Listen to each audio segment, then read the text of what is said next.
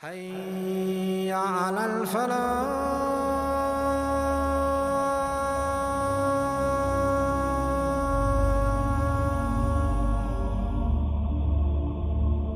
Iblis is a creation of God. Iblis is a jinn.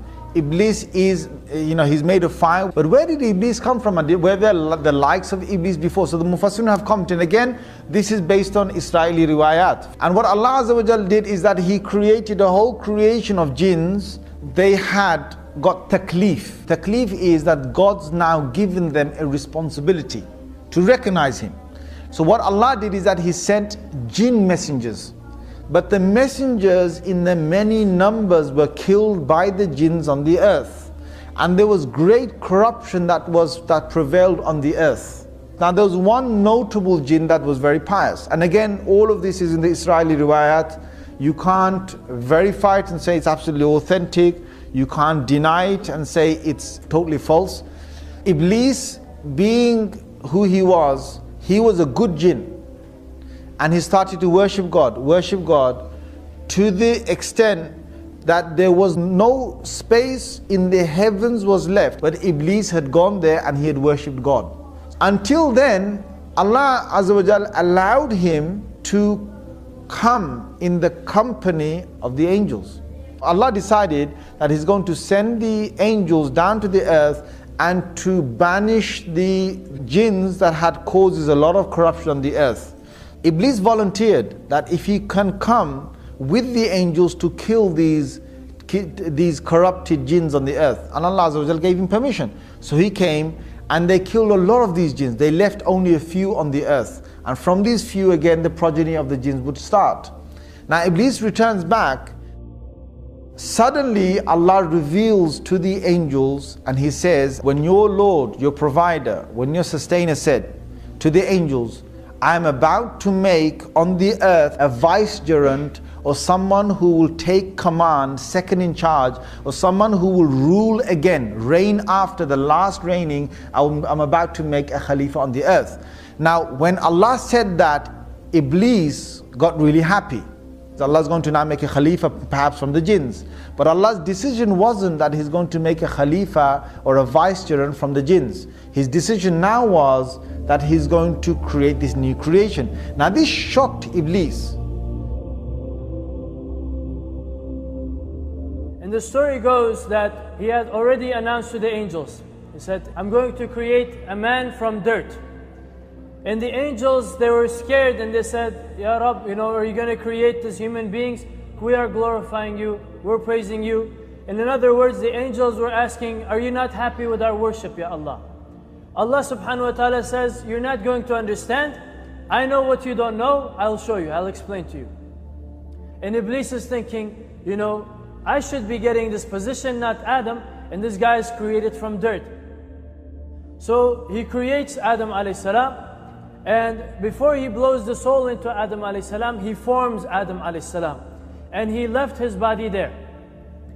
And now Iblis comes up to the body of Adam alayhi salam, and he finds that this body is dark and is made of clay, and Iblis starts hitting the body and it starts making sound. Now he's not yet alive.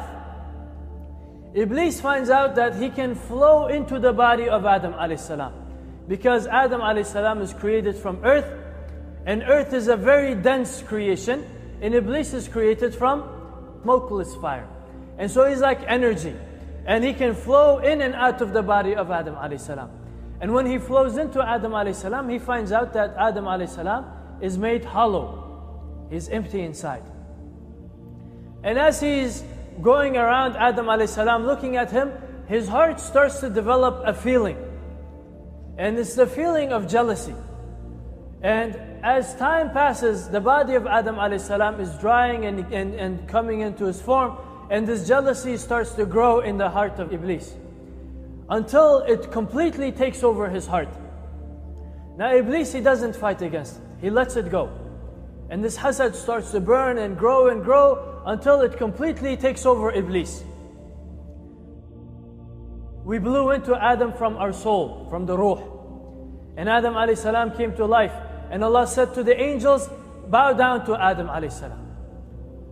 all of the angels, Allah subhanahu wa ta'ala says, bow down. They all immediately, right away, they bow down to Adam alayhi salam. In Iblis, he doesn't bow down. And Allah subhanahu wa ta'ala says, oh Iblis, why don't you bow down when I commanded you to bow down? Iblis says, I'm better than him. You created me from fire, you created him from dirt. I am better than him. Allah subhanahu wa ta'ala says, oh Iblis, are you sure about this? Iblis says yes.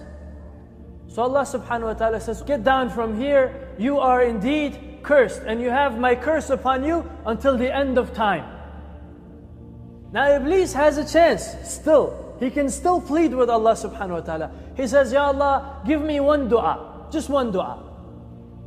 Allah subhanahu wa ta'ala says, ask. He says, I want you to give me time and let me live until the end of time too. And I want you to give me power over Adam. And I want you to give me soldiers and minions and all of these things. And I want you to be able to give me the ability to whisper into the hearts of mankind and all of these things. And he makes a massive dua. It's not a small dua. He says, give me kingdom until when? The end of time. And Allah subhanahu wa ta'ala says, you have time. Now Iblis, after his dua is answered, he turns to Allah subhanahu wa ta'ala. He says, I swear by your honor. He says, because you misguided me, I'm going to turn all of them away from your deen, except your servants who are sincere. And now look at this guy. He declares war on human beings. I'm going to come from everywhere. I'm going to deceive them. I'm going to work on them. I'm going to do everything that I can do to take them away from the righteous path, to prove to you they're not better than me. Allah Azza wa said, whoever shall follow you, I will fill up the whole fire of you and your followers. And Allah subhanahu wa ta'ala warned Adam alayhi salam from Iblis. And then Adam alayhi salam was in the heavens. And Allah gave him the great knowledge of everything. Allah taught Adam the names of everything. Allah Azza wa Jal gave Adam alayhi salam the paradise to live in, and Adam will live in the paradise. So after a certain time, Adam started to get bored and lonely. So one day Adam alayhi salam, he slept in the paradise. Allah subhanahu wa ta'ala took a bone from his left ribcage, and Allah Azza wa Jal created from that bent bone, Allah Azza wa Jal created Hawa, a female human being. So after Adam alayhi salam woke up, he saw a human being, but different to his character, different to his looking. Adam alayhi salam, he asked her, what were you created for? She said, so I could live with you, to live with you in calm and peace. Allah subhanahu wa ta'ala, he told Adam, oh Adam, you and your wife live in the paradise. Eat from anywhere in this paradise. It's all yours. But don't go and eat this certain tree. If you do, then you and your wife are from the oppressors. Shaitan was kicked out of the paradise, but Allah subhanahu wa ta'ala allowed him because of the challenge that he put. He hates this human being, and he wants to prove that he is better than this human being, and will do anything to deceive him. Shaitan will come to Adam, oh Adam, why don't you eat from this tree? Adam will refuse. A'udhu billah, my Lord had ordered me not to go near it. Go away. And again, Iblis will try and attempt again and again and try and deceive Adam to eat from that tree.